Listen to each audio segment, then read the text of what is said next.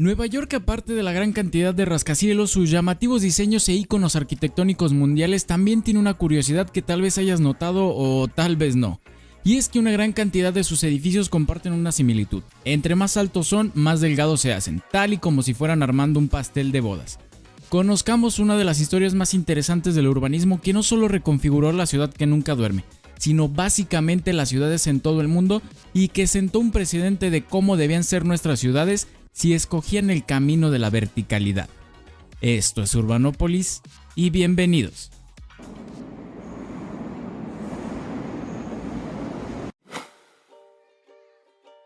Si bien ya hemos dado una pequeña introducción a este tema, creo que nos hemos quedado bastante cortos para tan curiosa historia.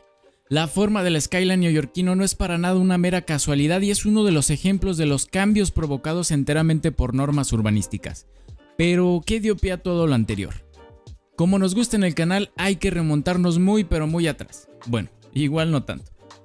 La importancia tanto económica, comercial, migratoria y cultural de Nueva York había provocado que la ciudad se convirtiera en el centro neurálgico de la costa oeste estadounidense.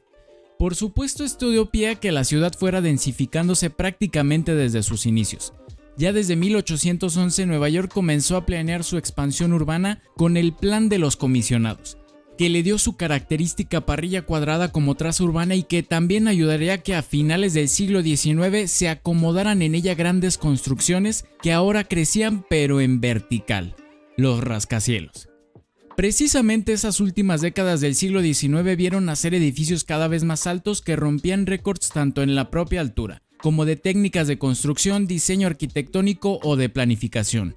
En los años de pocas restricciones a la construcción de edificios así como de altura, Nueva York construyó los primeros ascensores en edificios de oficinas, que llegaron en la década de 1870, y años después se empezarían a usar en hoteles y tiendas como el Howard Building.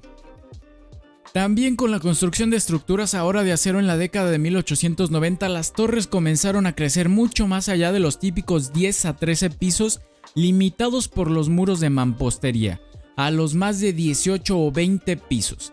Por ejemplo, en 1898, el edificio Park Row se elevó 386 pies o 117 metros sobre la acera, para convertirse en el edificio de oficinas más alto del mundo, y para 1913, cuando el mítico edificio Woodward le arrebató el título con sus 792 pies o 241 metros, Manhattan ya contaba con 997 edificios de 11 a 20 pisos y 51 de 21 a 60 pisos.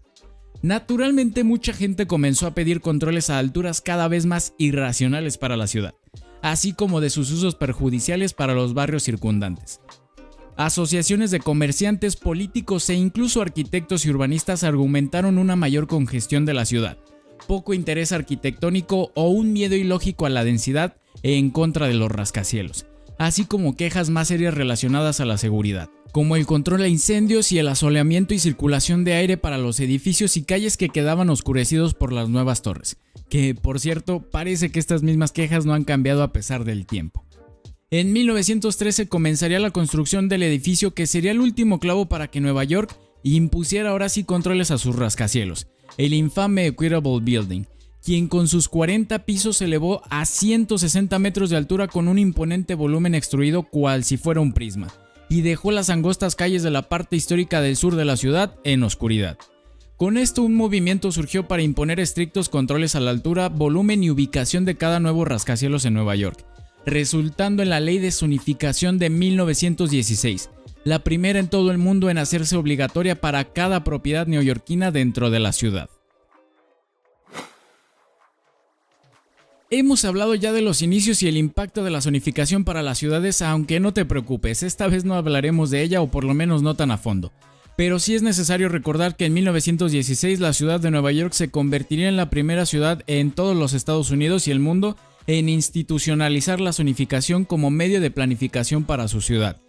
Y con ella vendrían también los límites a la altura de los edificios, a su volumen y, cómo no, resultando en su perfil urbano tan característico de ahora. Esta medida fue adoptada principalmente para evitar que los edificios masivos impidieran que la luz y el aire llegaran a las calles de abajo, y estableció límites en el volumen de los edificios en ciertas alturas, limitadas por retrocesos en su figura. Y sin imponer expresamente límites de altura, restringió las torres al 25% del tamaño del lote. El Equitable Building fue solamente el pretexto perfecto para institucionar los controles y la zonificación, pues otros edificios como el icónico Flatiron Building o el Adams Express de unos años antes también eran edificios que se alzaban desde el piso hasta su altura final. Asimismo, la Asociación de Comerciantes de la Quinta Avenida también buscaba prohibir los edificios altos y voluminosos en toda la avenida, por miedo a perder sus clientes.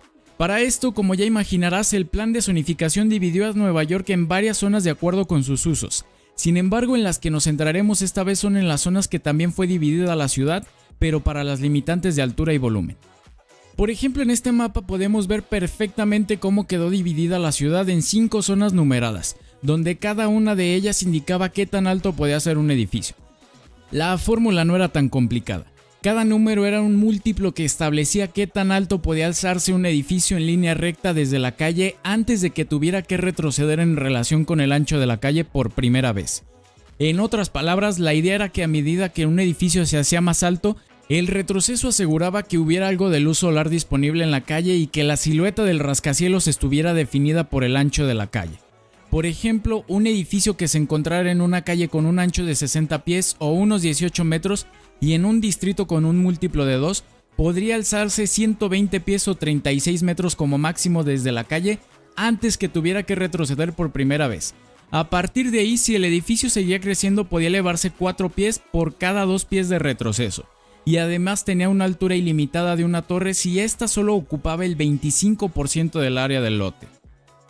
Los primeros ejemplos visibles por zonificación se vieron a mitades de la década de los 20 debido tanto a la Primera Guerra Mundial como a una pequeña probada en 1921 de la crisis económica que se les avecinaba, que dificultarían la construcción de nuevos rascacielos en toda Nueva York.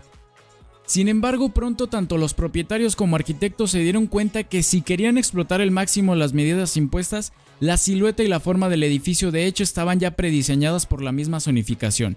Y varios buenos primeros ejemplos fueron los edificios del Shelton Hotel de 1924, el Barclay Basie Building de 1926 o las Torres San Remo y el Hotel New Yorker de 1930, así como todo el distrito de Garment District que todavía tiene varios ejemplos dentro de él. Por lo tanto, los distritos más liberales en cuanto a las medidas fueron exactamente los que hoy tienen más rascacielos en toda la ciudad, como el Bajo Manhattan que tenía un múltiplo de 2.5 y que hubiera obligado al Equitable Building a tan solo 18 pisos en vez de sus 40, o el Midtown que tenía un múltiplo de 2, ahora hogar de los edificios más altos de toda la ciudad.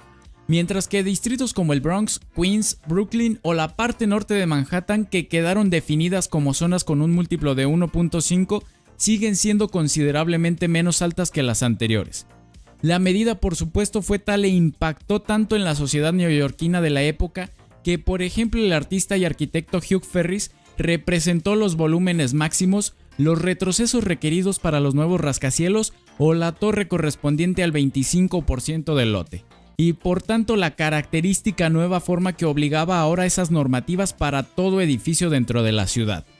En ellos se podía ver perfectamente el proceso prácticamente escultórico y de diseño por el que debían pasar, estilo que en los años 20 se conoció simplemente como el estilo Nueva York.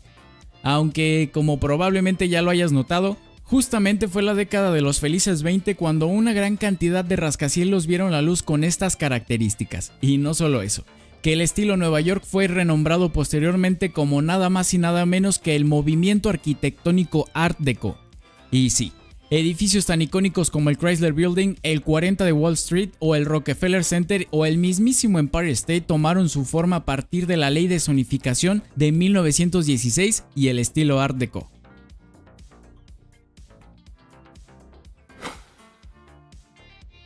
«45 años después, la ley de 1916 se reformaría por primera y única vez para eliminar los retrocesos y las limitaciones de volumen en los edificios, sustituidos ahora por el Floor Area Ratio o el coeficiente de utilización del suelo, impuesto según la localización del edificio y también por espacios públicos como plazas, parques o terrazas, que podían ser cambiados por los desarrolladores a cambio de mayor altura en los edificios. Esta reforma acabó con la típica silueta de los rascacielos del Art Deco y dio paso de nuevo a las torres voluminosas del movimiento moderno, como el Seagram Building, la Lever House, el Exxon Building y varias otras más. donde esos espacios públicos permitieron el mejor asoleamiento y circulación de aire posibles que las antiguas normas obligaban y así aliviar un poco la densidad de la ciudad. De hecho, gran parte de esta zonificación aún sigue vigente hasta hoy, más de 60 años después. Así, las diferentes fórmulas produjeron muchas variaciones de edificios porque tanto el ancho de calles y avenidas como el factor de multiplicación eran diferentes según el sitio donde se quisiera desarrollar. De ahí que Nueva York tenga tantísimos estilos de rascacielos, espacios y alturas. No obstante, la medida no solo se quedó en la ciudad, sino que básicamente sentó el precedente para que cualquier ciudad que quisiera regular la altura y volumen de sus rascacielos o edificios en general, aplicara las mismas normativas técnicas y de diseño. San Francisco, Sacramento o Vancouver son algunas de las ciudades que también adoptaron el método de retroceso para sus edificios en mayor o menor medida.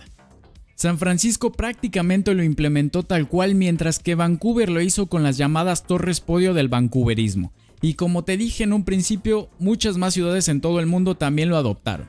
De hecho, muy probablemente en tu ciudad tengas un ejemplo de esto mismo.